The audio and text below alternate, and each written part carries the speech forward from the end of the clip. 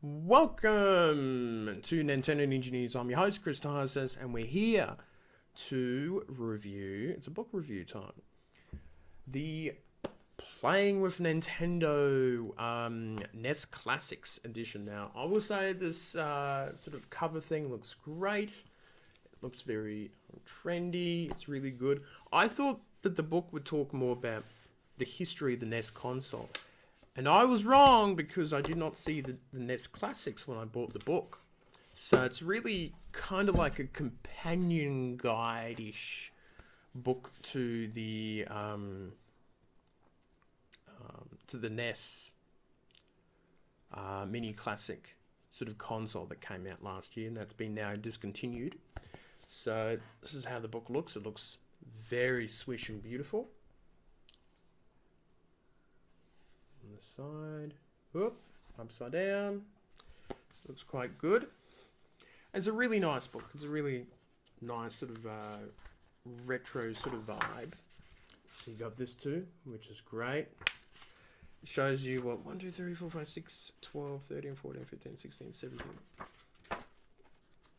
So there's a little bit of the info about the console, what was inside it, which was sort of the stuff that I was looking for, but didn't quite do it.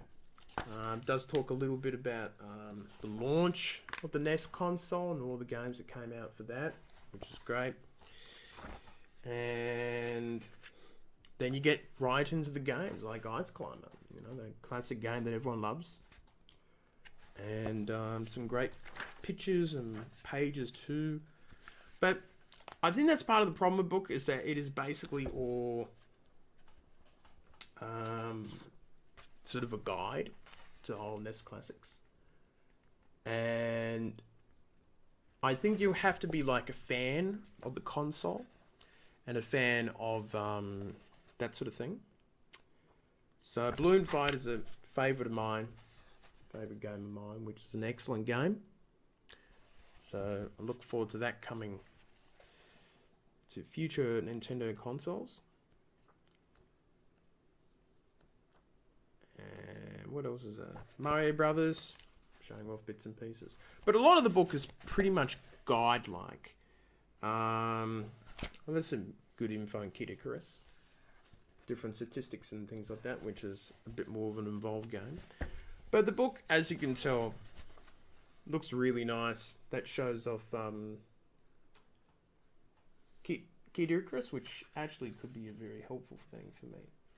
Metroid, all the different items that you can get in the game.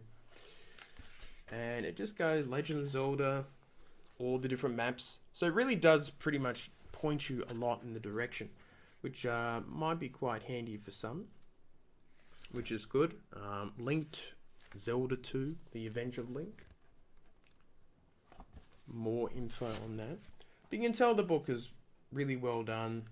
It's great. Does a good job.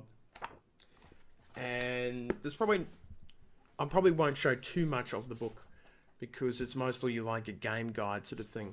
So I was a little disappointed. I only bought it half price for $37 in Australia.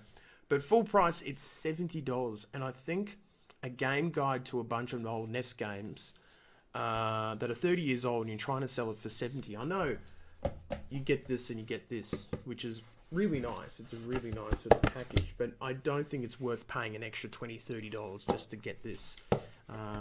Maybe I'm not a big hardcore NES fan because I didn't technically grow up on it. Maybe I would have done it for the N64 or the Super Nintendo maybe, but it's just the way that it was. And if I can get this thing back in, that would be great. So yeah, I recommend if you're a big hardcore fan of Nintendo and the NES era. But if you already know those games off by heart and you know what to do, you probably don't need this book. You can probably do it yourself. So, but it's an interesting book. I don't mind it. And I think I only bought it because it was on for half price.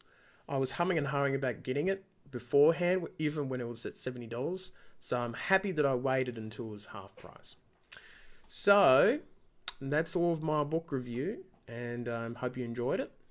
And I shall see you next time on Nintendo Ninja News.